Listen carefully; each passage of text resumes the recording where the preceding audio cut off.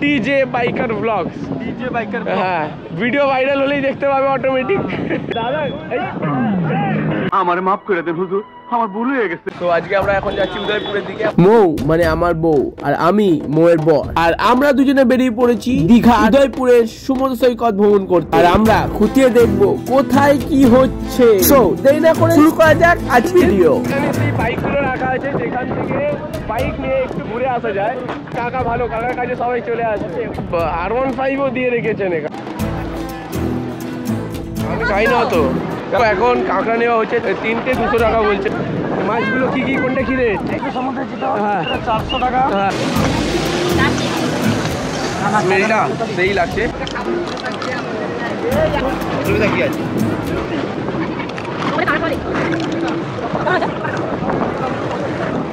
কাকি তো তেরা।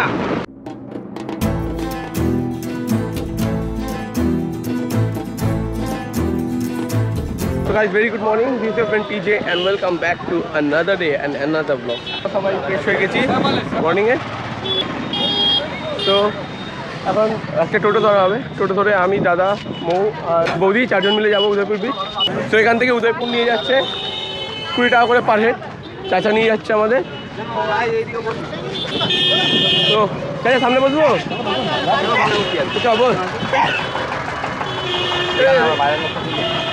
বৌদি এখানে, আর গপু বাবা কই? গপু বাবা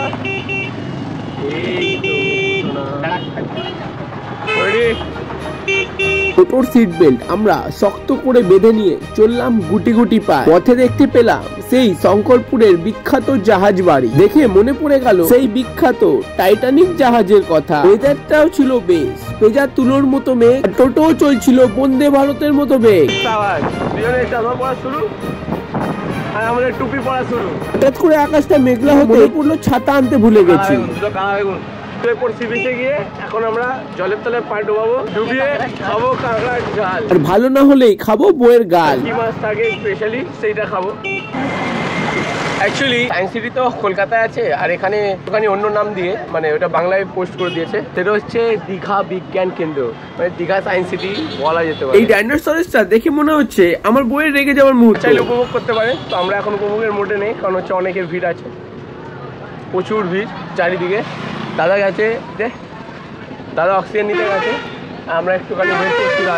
1 hour later ভেবেছিলাম ভোরবেলা দীঘা মোহনা যাব, সানরাইজ দেখে এখানে তাজা তাজা মাছ দেখাবো। বউয়ের ঘুম ভাঙেনি, তাই যেতে পারি। এই নিয়ে আমার সাথে ঝগড়া।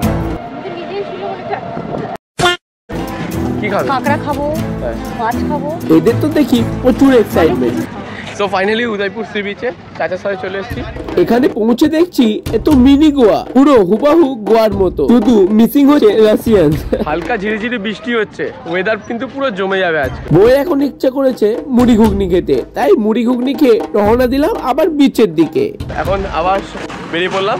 বৃষ্টিটা একটু কমেছে যেহেতু। সি সাইডের মার্কেটটা যেটা আছে, সি সাইডের মার্কেটটা একবার দেখাবো। ফোড়ন দিতে পারিস তুই লোকের কথায় কিছু? হ্যাঁ, কথাকে ধরে সঙ্গে সঙ্গে বলাটা হচ্ছে অপরের কথায় ফোড়ন দেওয়া তারা জমে। ইনস্ট্যান্ট চিন্তা ভাবনা তো। দুম করে বলেছে কানে, এই কানে ঢুকেছে, মুখ দিয়ে বেরিয়ে গেছে। সানগ্লাসটা কালকে পড়বে। সানগ্লাস তো হাতে পড়ে, তুই ড্যাম না তো, ওই জন্য।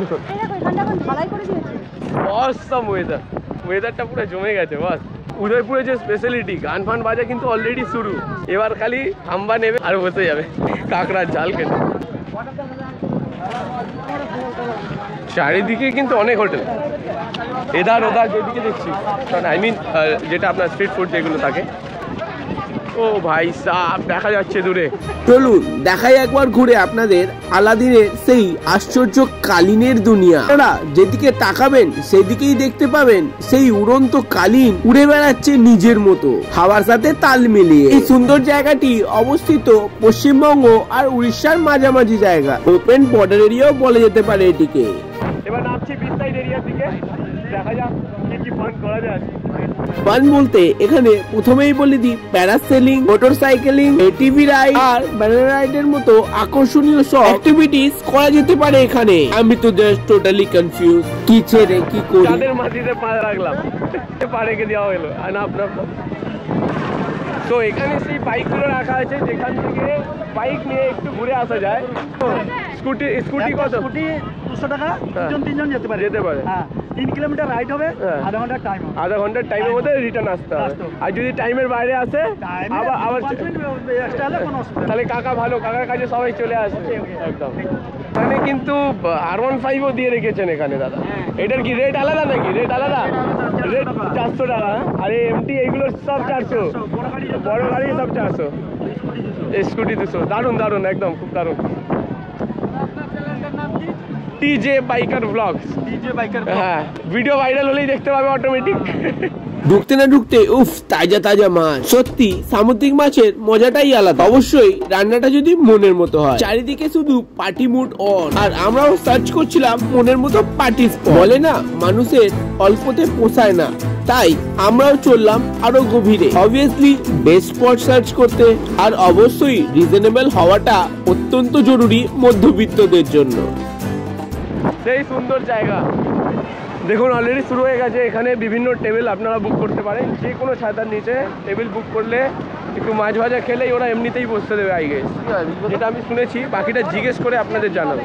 অলরেডি পার্টি চলছে চারিদিকে। এত সুন্দর লোকেশনে ভ্রমণ করতে আসাটা চোখের শান্তি, আর ফ্যামিলিকে নিয়ে সাথে করে আসাটা মনের শান্তি। বাট মাকে এখানে খুব মিস করছিলাম। হুক্কাও অ্যাভেলেবেল।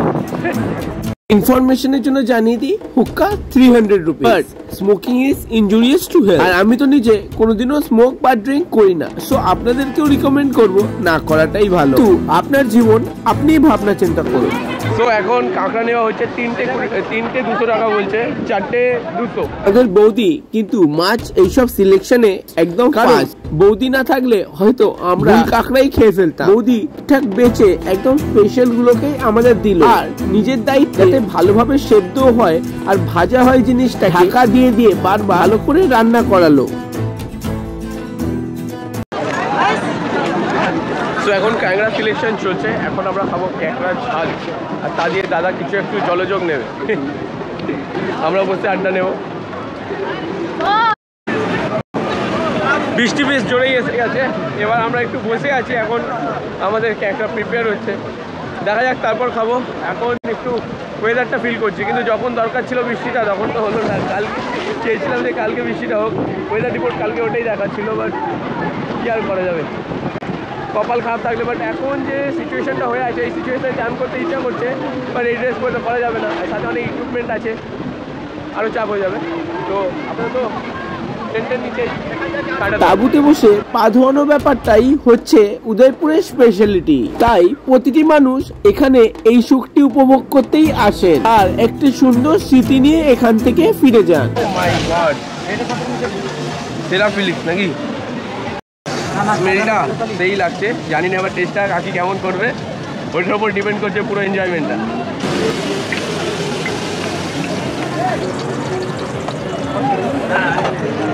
এখন দমে রাখা হয়েছে, প্রসেস তো ওভারঅল গুড। কি একটুখানি রেটগুলো বলে দাও না ফট করে। অক্টোপাস কত? 300।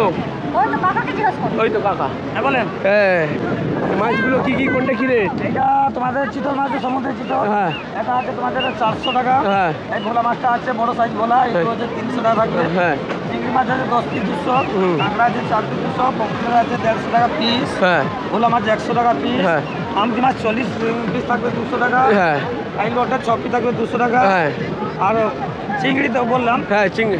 আর এবার কাঁকড়া কাঁকড়া স্যার 4 পিস থাকবে 200 টাকা। 4 পিস 200। কাকার নাম সোজাসুজি বসো তো এখানে, কাকার মুখটা দেখে নাও। এবার স্পেশাল টাকা লাগে না, যেটা খাবে ও সেটা পয়সা দিয়ে খাবে। হ্যাঁ, বসার কোনো টাকা লাগে না, এটা একটা ভালো, দারুণ দারুণ। হ্যাঁ, আমার কিছু লাগবে না, কাকা খালি ভালো করে বানিয়ে খাই দিলেই হবে। আমাদের কাঁকড়া এখন সার্ভ হয়ে গেছে প্লেটে। ফাইনালি আমাদের কাঁকড়ার ঝাল এসে গেছে এখানে, জলেতে পা ধুয়ে যাচ্ছে, জল এখানে আসছে, আমরা বসে বসে এনজয় নিচ্ছি, তারপর বৃষ্টিটা হচ্ছে, এর ফিলিংসটাই আলাদা। ও মাই গড, ট্রাই করে বলো কেমন।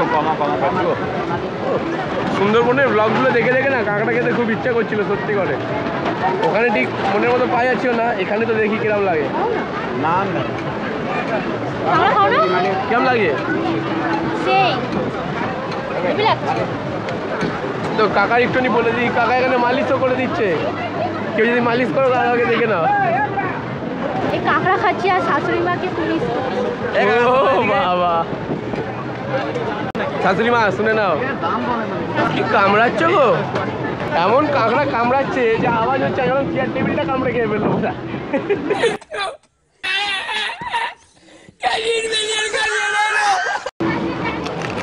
আমাদের কাঁকড়া খাওয়া দেখ কেমন হয়েছে? কাকি তো তেরা এখানে এত দাদা মেন হচ্ছে টেস্টটা ভালো হলে তোমাদের ঢেউ কেউ কিছু লাগবে না।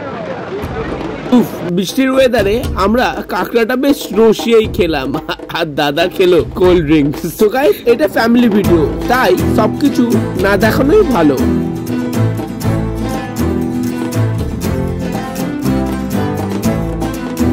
কি হচ্ছে বৃষ্টিটাই পুরো ভিজে যাচ্ছি, সবাই দেখুন ভিজে পুরো কি অবস্থা। আর রান্নার ঝোল দিয়েছে, বৃষ্টির জলে আরো গ্রেভি বেড়ে যাচ্ছে। যদি খাবারে নুন কম হয় সেখানে এমনি নুন পরে আরো টেস্ট বেড়ে যাচ্ছে। কাকি টেস্ট ভালো হয়েছে, সবাইকে বলো তোমার কাছে আসতে। কাকি দাম পাম কমাচ্ছে না। আমি এখন তো খাই, আমার মাছটা ঠিক হয়েছে, ইয়েস অর নো? হ্যাঁ না, এটা ভালো লাগছে কারো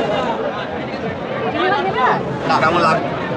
এখন অর্ডার করা হয়েছে আবার চিংড়ি, স্পেশাল চিংড়ি, আর এখানে ভোলা মাছ। সবই ট্রাই করা যাক, তারপর তো লাঞ্চ আছে, দেরি লাঞ্চ হালকা কিছু খেয়ে নেবো। বাট এখানে মধ্যে ধারে এসেছি, মাছ তো খেতেই হবে ভাই। ভিড় বাড়ছে, ক্রমশ ভিড় বাড়ছে, সেই মজা। কাকা মিষ্টি হবে আনারস? মিষ্টি হবে আনারস?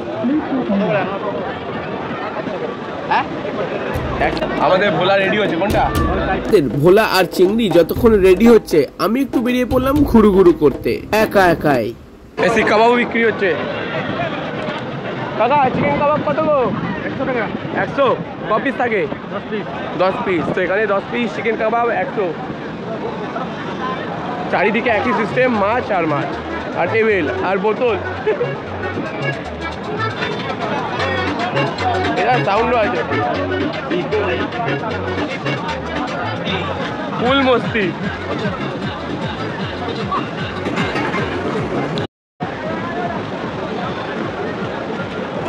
সুন্দর পাটা গুটিনি, তবে হাঁটতে সুবিধা হবে।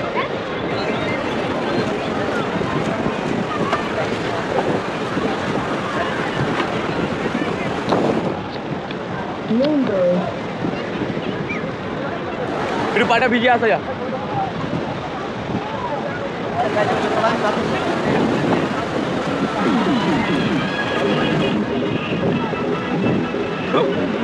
সেরা ফিলিং, দীঘার টিভিতে থেকেও বেশি ভালো লাগে। এখানে সমুদ্রটা বেশি ডিপ মনে হচ্ছে। আমরা যেমন নতুন বছরে যে যার মতো আনন্দে মেতে উঠি, তেমনি এই জায়গায় এলে জীবনটিকে রঙিন করে নিজের মতো আনন্দে মেতে ওঠে সবাই। সেটারই একটা উদাহরণ আমি আমার ভিডিওর মধ্যে দিয়ে ফুটিয়ে তুলেছি। আমাদের মাছ ভাজা আর চিংড়ি ভাজা চলে এসছে। চিংড়ি ভাজা বলি কেমন আনন্দ হচ্ছে। সো আমাদের দিনটা আজকে সাকসেস হলো ফাইনালি।